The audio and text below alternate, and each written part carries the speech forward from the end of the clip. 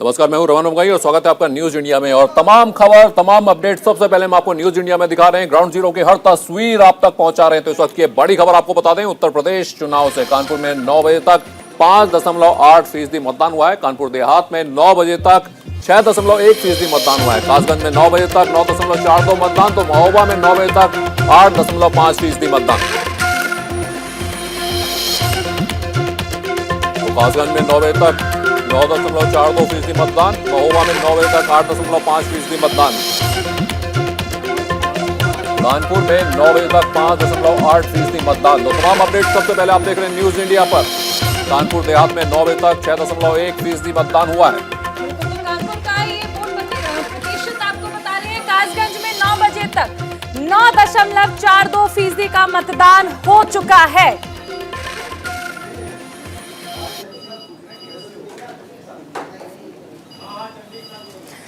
तो नवजोत सिंह सिद्धू ने भी अपने मताधिकार का इस्तेमाल कर लिया है। आज पंजाब में 117 सीटों पर मतदान हो रहा है। तमाम कहा जा सकता है कि पंजाब पर सभी की निगाह टिकी हुई है।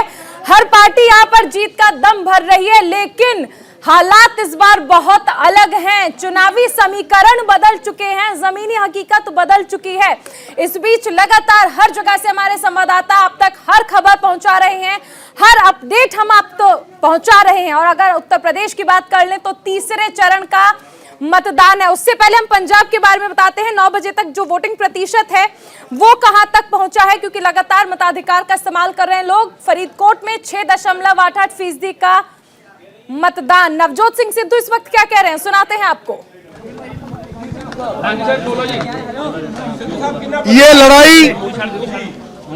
ये लड़ाई एक धर्म युद्ध की तरह है। एक तरफ कौरव और दूसरी तरफ पांडव। कौरव वो सिस्टम बनाने वाले, वो माफिया को जन्म देने वाले जो निजी स्वार्थों से बंधा हुआ है, पंजाब को दीमक की तरह चाट रहा है और खोखला कर रहा है। और दूसरी तरफ वो बदलाव जो पंजाब में एक नए सिस्टम की रचना करना चाहता है। जिस तरह से नई सवेर आती है, नया सृजन होता है, और कभी कभी वर्षों बाद जब रेगिस्तान में बारिश होती है तो सौंधी खुशबू उठती है। तो ये बदलाव की सौंधी खुशबू है। एक सिस्टम, एक रोड मैप के साथ नीतिगत और योजनाबद्ध तरीके से बदलने का एक प्रयास है। अब लोग किस तरफ झुकते हैं, पंजाब के लोग बहुत सयाने हैं, वो किस तरफ झुकाव रखते हैं ये तो वक्त ही बताएगा। लेकिन वक्त की अजब चाल है प्यारे, पल में प्यादों को वजीर बना दे और कभी जरा सी की गलती पे शहजादों को फकीर बना दे। वक्त दिखाई नहीं देता लेकिन बहुत कुछ दिखा देता है। आज ये माफिया, इसका पर्दाफाश हो चुका है। ये चौराहे के बीच में ठेकेदारी सिस्टम को जो गिरवी पंजाब को रखा हुआ है वो पर्दाफाश हो चुका है। और जो हमारा प्रीति लगातार ग्राउंड जीरो पर मौजूद है, तमाम अपडेट वो आपको दे रही हैं। प्रीति, अभी अभी सिद्धू जी ने कहा पल में प्यादे को बादशाह बना दे, तो वाकई में क्या लगता है, वो दूसरी विरोधी पार्टियों के लिए कह रहे हैं या फिर ये कुछ अपनी ही पार्टी की तरफ इशारा है उनका? मुख्यमंत्री बहुत बड़े बड़े वादे कर रहे हैं। उनका कहना है कि 111 दिन ही मुझको मिले हैं काम करने के लिए और 111 दिन में मैंने बहुत बड़े फैसले लिए हैं। और आप यकीन मानिए, इनका ऐसा दावा है, ये वादा कर रहे हैं लोगों से कि अगर मैं रिपीट हो गया तो यहाँ की जनता के लिए बहुत कुछ करूंगा। दूसरी बात, तमाम आरोप मुख्यमंत्री चरणजीत सिंह चन्नी के ऊपर विपक्षी पार्टियों के द्वारा लगाए गए हैं। और उसके बाद भी जब हमने उनसे सीधा सीधा सवाल पूछा कि आपके पास तो करोड़ों की संपत्ति है, ये विपक्ष कह रहा है, तो उन्होंने साफ तरीके से उसे पल्ला झाड़ लिया और उन्होंने कहा कि हमारे पास ये संपत्ति कहाँ है, कोई प्रूफ करके दिखाए, हमारे घर वालों के पास है। साथ ही हमने कई तीखे सवाल उनसे पूछे, उन्होंने साफ साफ शब्दों में कहा, साफ साफ शब्दों में उन्होंने जवाब दिया कि आने वाला समय ही बताएगा कि मैं क्या हूं और 111 दिन का मुख्यमंत्री क्या है। प्रीति, लेकिन एक बात और देखिए, लगातार इस वक्त हम मुख्यमंत्री की गाड़ी को चेज कर रहे हैं, उनकी गाड़ी के पीछे पीछे है। मुख्यमंत्री पीढ़ी को खत्म कर दिया और चन्नी जी भी अपने पूरे समर्थकों के साथ इस बात को याद करते हुए नजर आए। तो ये 5 पंजाब के वोटर तय करेंगे कि उन्हें कैसा पंजाब चाहिए। बिल्कुल, देखिए पंजाब के वोटर्स ही तय करेंगे। मैंने उनको कहा कि 5% मतदान ही हुआ है। साथ ही इस देश, इस राज्य की जो जनता है वो आपकी तरफ भरोसे से देखती है, क्योंकि तमाम बड़ी पार्टियां हैं जो बड़े वादे कर रही है, उसमें आम आदमी पार्टी इस वक्त बहुत ज्यादा पंजाब में हावी है। जब हम चमकौर साहिब, जहां से खुद मुख्यमंत्री लड़ रहे हैं, जब वहां पर जाके वहां के लोगों से हमने ग्राउंड जीरो की रिपोर्ट ली, उनसे पूछा, तो उन्होंने कहा कि हमारे पास देखिए इस तरीके से इस वक्त हम झाड़ू को वोट देंगे क्योंकि हम परिवर्तन चाहते हैं। 4.5 साल के मुख्यमंत्री कैप्टन अमरिंदर सिंह जब खुद बीजेपी में शामिल हो गए, उसके बाद 111 दिन के मुख्यमंत्री के तौर पर रणजीत सिंह चन्नी को चुना गया। उसके बाद भी लोगों का भरोसा अभी तक पंजाब से कांग्रेस से नहीं जुड़ पाया है। उनका कहना है कि हमने जो कांग्रेस का कार्यकाल देखा है उसको अब रिपीट नहीं करना चाहते। मैंने कहा ये किस चीज की ये गारंटी कौन देगा कि आने वाले समय में आप जिसको वोट करेंगे वो सही निकले। उन्होंने कहा कि इतने सालों तक जब हमने सरकार को झेला है तो आने वाले 5 साल भी हम झाड़ू को झेल लेंगे। लेकिन देखिए ये साफ हो चुका है कि इस बार पंजाब की जनता बदलाव चाहती है और ये चाह रही है कि कोई ऐसा आदमी आए जो इनके मुद्दों पर काम करे। प्रीति, ये जानना चाहेंगे आपसे कि देखिए कांग्रेस की अगर बात कर लें तो दलित चेहरे पर दांव खेला है कांग्रेस ने। आपने देखा होगा कि प्रधानमंत्री ने भी रविदास जयंती पर मंदिर में जाकर दर्शन किए थे। आपसे ये जानना चाहेंगे कि हर पार्टी दलितों को मनाने की कोशिश कर रही है। 31% आबादी जो है वो दलितों की है, यानी पंजाब में सिखों से ज्यादा दलितों की मनाने की जो कोशिश है हर पार्टी की ओर से, उसकी क्या वजह आपको समझ आ रही है? देखिए वोट पॉलिटिक्स हर कोई करता है, हर पार्टी करती है, चाहे वो बीजेपी हो, चाहे वो कांग्रेस हो, आम आदमी पार्टी हो, अकाली दल हो, ये हर पार्टी वोट पॉलिटिक्स करता है। चाहे वो दलित की बात हो, स्वर्ण की बात, आप यूपी में अगर देख लीजिए तो वहां पे भी हमारी जिस तरीके से हमारी टीम एक्टिव है, वहां पे भी वोट पॉलिटिक्स बहुत मुख्य रूप से निकल कर आ रहा है। लेकिन मैं आपको फिर से एक बार कह रही हूँ कि पंजाब की जनता इन सब जुमलों में फंसने वाली नहीं है, चाहे वो दलित वोट का पॉलिटिक्स हो या फिर आपको अरविंद केजरीवाल को उनको अच्छा रोजगार मिले, वर्ल्ड क्लास सरकारी अस्पताल हों जिनमें आपके परिवार का मुफ्त इलाज हो, नशा खत्म हो, ऐसा भविष्य जिसमें पंजाब की 3 करोड़ जनता सुरक्षित महसूस करे, ऐसा भविष्य जिसमें देश की सुरक्षा सर्वोपरि हो। ये सब तभी होगा जब आप वोट डालने जाएंगे। सभी माताओं बहनों से भी मेरा निवेदन है कि आप वोट डालने जरूर जाएं, बाकी काम बाद में कर लेना, वोट सबसे पहले। मेरा युवाओं से निवेदन है कि आप वोट डालने जाओ तो अपने घर के बुजुर्गों को भी साथ लेके जाना, और हाँ, पोलिंग बूथ के बाहर अपनी फोटो लेना मत भूलना, ताकि आज का दिन आपके कैमरे में हमेशा के लिए कैद हो जाए। अपना ख्याल रखना। सत श्री अकाल। तो प्रीति हमारे साथ बनी हुई हैं। प्रीति, केजरीवाल यहाँ पर वोट अपील कर रहे थे और सबसे अहम चीज है कि पिछली बार दूसरे नंबर की बड़ी पार्टी बनकर उभरी थी आम आदमी पार्टी। इस बार पूरी तरह से सुनिश्चित है कि इस बार आम आदमी पार्टी जो है वो सरकार बना लेगी, ऐसा आम आदमी पार्टी का मानना है। लेकिन आपने देखा होगा कि कुमार विश्वास ने पिछले कुछ दिनों में जो तीखे प्रहार किए हैं, कहा कि जिस तरह से वो मुखर हैं कि चिंटुओं को बोलो कि आकाओं को सामने लेकर आए, और सबसे अहम चीज है कि बहुत बड़ी बात यहाँ पर आम आदमी पार्टी कर रही थी कि भ्रष्टाचार को खत्म करेंगे। लेकिन भ्रष्टाचार का ही आरोप जब केजरीवाल पर लगा दिया गया, क्या लगता है कि यह असर पड़ेगा?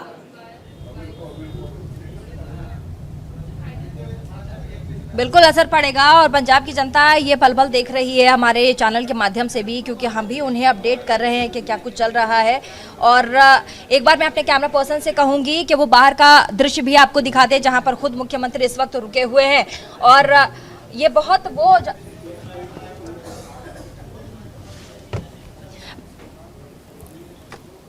बिल्कुल प्रीति, वापस आएंगे आपके पास। जसवीर के पास चलते हैं। जसवीर, आप जिस पोलिंग स्टेशन पर हैं वहां कितना उत्साह है मतदाताओं के बीच? जी, अभी हम यहाँ कैप्टन अमरिंदर सिंह के घर पे खड़े हैं। आप देख सकते हैं यहाँ से अभी कुछ ही मिनट में कैप्टन अमरिंदर सिंह अपने घर से निकलेंगे अपनी वोट डालने के लिए। पिछले 3 दिन से कैप्टन अमरिंदर सिंह यहाँ पे रुके हुए हैं, क्योंकि कल ही परसों राजनाथ सिंह की यहाँ पे रैली थी और राजनाथ खुद यहाँ पे पटियाला में पहुँचे हुए थे। कैप्टन अमरिंदर सिंह के साथ उन्होंने यहाँ पे एक बहुत बड़ी विशाल रैली निकाली है यहाँ पे। जी वर जसवीर, आप खड़े हैं, कैप्टन आपके घर के बाहर वहां पे क्या तस्वीरें हैं, किस तरह से कार्यकर्ता वहां पे मौजूद होंगे जरूर, किस तरह का उत्साह उनके घर में, नई पार्टी बनाई है उन्होंने, क्या उम्मीद है? जी रमन, कार्यकर्ता तो सभी अपने बूथों के ऊपर चले गए हैं। कैप्टन अमरिंदर सिंह के बाहर निकलने का वेट कर रहे हैं, क्योंकि कैप्टन अमरिंदर सिंह ने भी अपनी वोट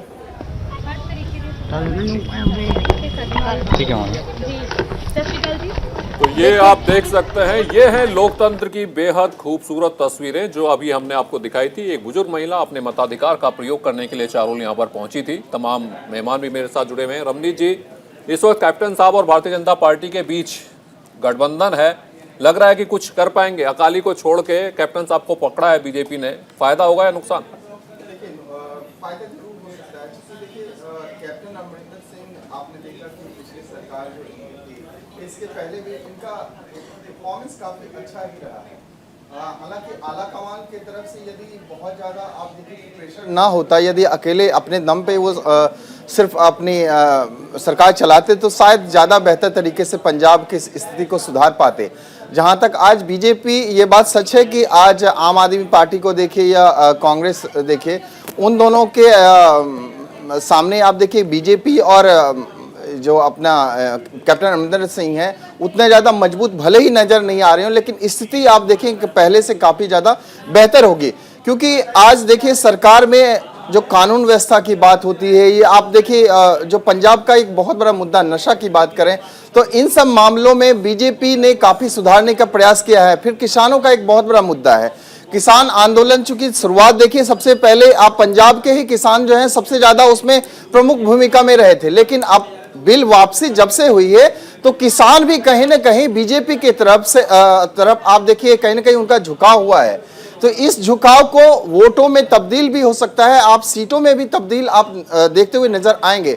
पंजाब की स्थिति जो है आज के वर्तमान परिदृश्य में देखा जाए तो बीजेपी और कैप्टन अमरिंदर सिंह, क्योंकि कैप्टन अमरिंदर सिंह का परफॉर्मेंस जो है पंजाब में ठीक रहा है, लेकिन आप रमनीत जी आपके पास वापस आएंगे। इस बीच एक बड़ी खबर आ रही है कासगंज से, जहां पर ईवीएम खराब होने की बात सामने आ रही है। कासगंज विधानसभा की बूथ संख्या 53 पर ईवीएम के खराब होने की बात सामने आई है। 1 घंटे से बूथ पर मतदान बाधित है और जो मतदाता वहां पर पहुंचे हैं वो अपने मताधिकार का इस्तेमाल करने के लिए इंतजार कर रहे हैं।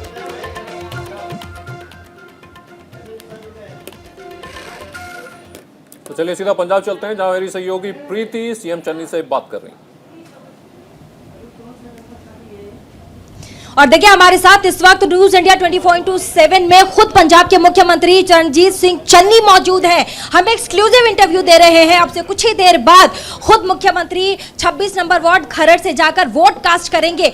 वो आज पंजाब की जनता से खुद मुख्यमंत्री क्या कुछ कहना चाहते हैं। एक बार सबसे पहले आपका बहुत बहुत स्वागत है सर न्यूज इंडिया 24/7 पर।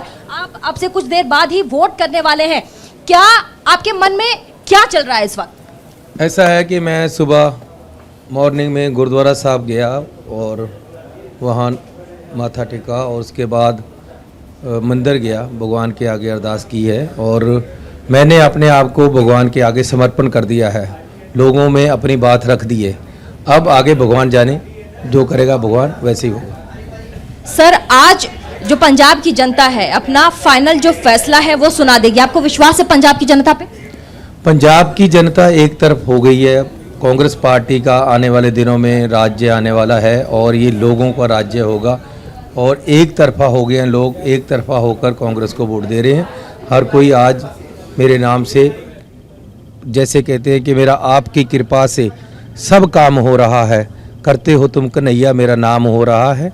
आज पंजाब एक तरफ हो गया है और हमें आगे लेकर आ रहा है। स्टार्टिंग से जिस तरीके से आम आदमी पार्टी अग्रेसिव दिखाई पड़ी, लेकिन कुमार विश्वास ने जिस तरीके से उन पर आरोप लगा दिया कि इनके संबंध टेररिस्ट से है, साथ ही खालिस्तानी से है, क्या उनको आज भारी पड़ेगा? ऐसा है, वो खाली संबंधी उसी ने नहीं कहा, लेकिन जो खालिस्तान फोर्सेस हैं, जो आउटफिट्स हैं, उन्होंने जो उनके हक में चिट्ठी निकाली और उनके हक में बोला है और उनके लिए वोट मांग रहे हैं, उससे बिल्कुल तय हो गया है कि ये खालिस्तानी फोर्सेस और देश की एकता और अखंडता के खिलाफ जो लोग हैं, जो देश की आज़ादी को ख़राब करना चाहते हैं, उन लोगों से ये मिले हुए हैं और उनके समर्थन से पंजाब में सरकार लेकर आना चाहते हैं। तो ऐसे लोगों को, जो राजनीति में भी कोई सिद्धांत होते हैं, अगर सिद्धांत तोड़कर राजनीति करोगे तो ये देश के हक में नहीं होगा। ये देश विरोधी लोग हैं और इनको चेहरा है जो बेनकाब हो गया है। सर, 2 कंस्टिट्यूएंसी है आपकी, अब एक्सक्लूसिव इस वक्त न्यूज़ इंडिया 24/7 पर खुद पंजाब के मुख्यमंत्री को देख रहे हैं। 2 कंस्टिट्यूएंसी है आपकी, चमकौर साहिब और खरड़। दोनों की जनता क्या फैसला सुनाएगी? दोनों जगह बहुत ही कंफर्टेबली, बहुत बड़ी लीड से हम जीतने वाले हैं। पूरे पंजाब में 2/3 मेजॉरिटी से कांग्रेस पार्टी आ रही है।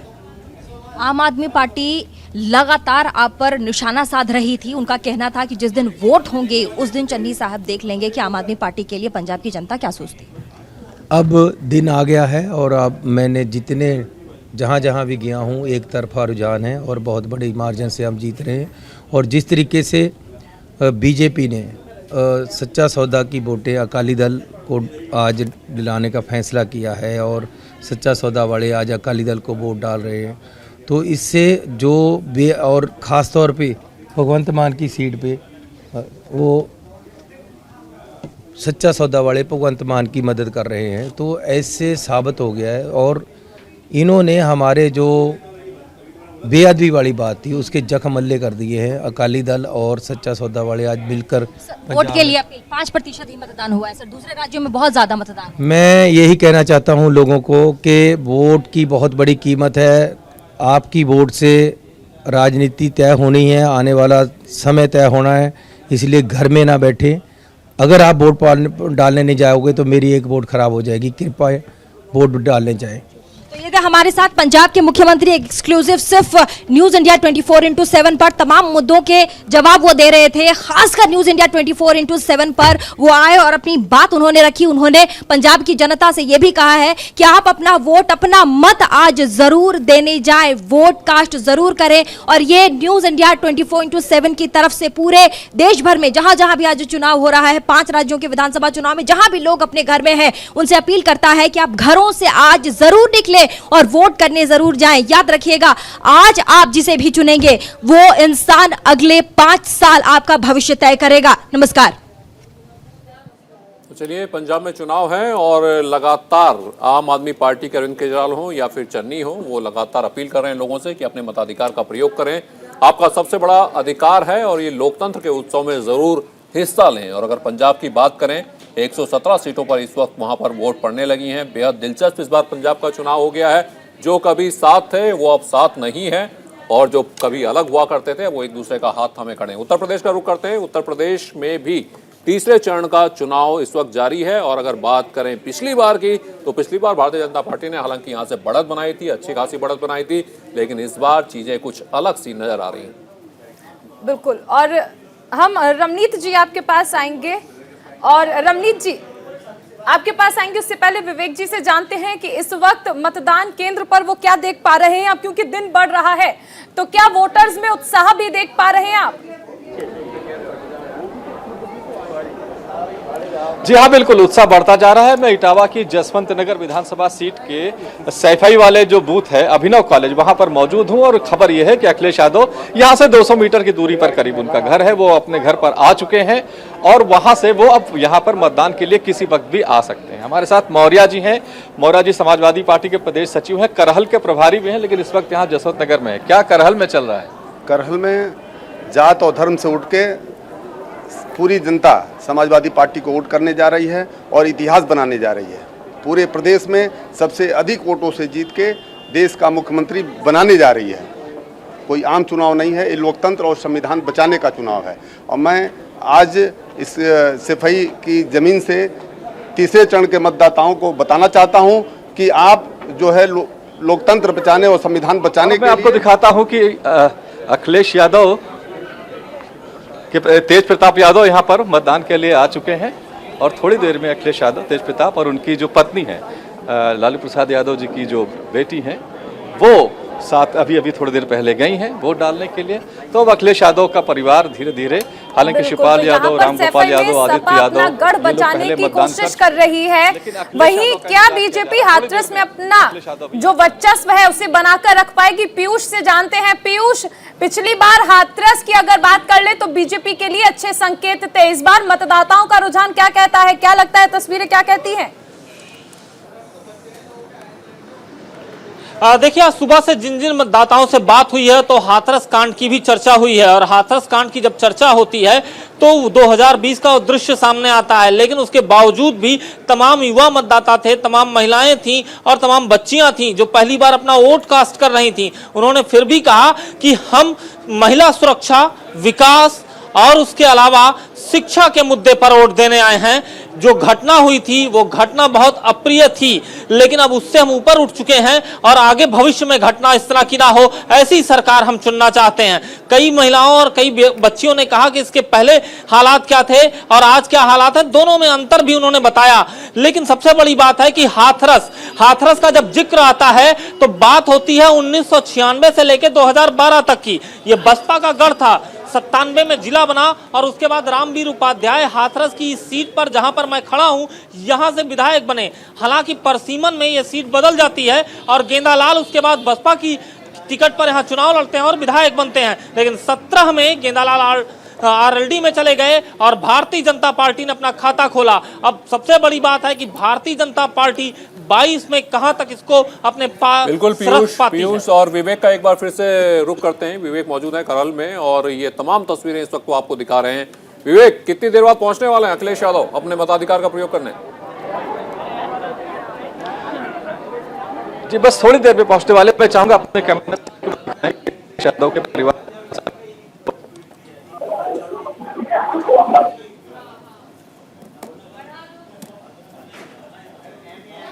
हुई है, वो भी इस वक्त देखिए आप वहाँ पर मौजूद हैं।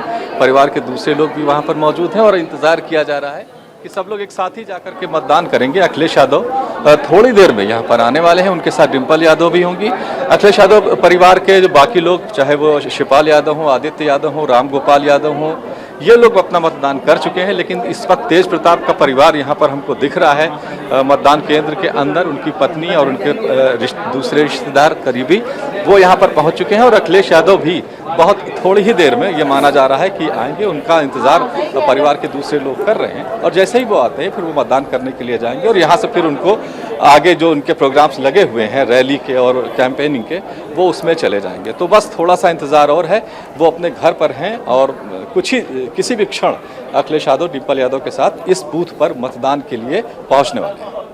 बिल्कुल विवेक, और अगर बात करें सैफई की तो सैफई एक वक्त था जब समाजवाद की पहचान बन गई थी, समाजवादी पार्टी की पहचान बन गई थी। आप वहां जाइए तो रोड भी ऐसे लगता है कि जैसे आप किसी एयरपोर्ट की रोड पर सफर कर रहे हो। लेकिन इस बार उत्तर प्रदेश में जो योगी सरकार है उसने कुछ और नए शहर इसके सामने खड़े किए जो कि चुनावी मुद्दा भी बना, फिर चाहे वो अयोध्या हो, बनारस हो या फिर मथुरा हो। तो सैफई वर्सेस अयोध्या, बनारस, मथुरा कितना काम करेगा इस बारी?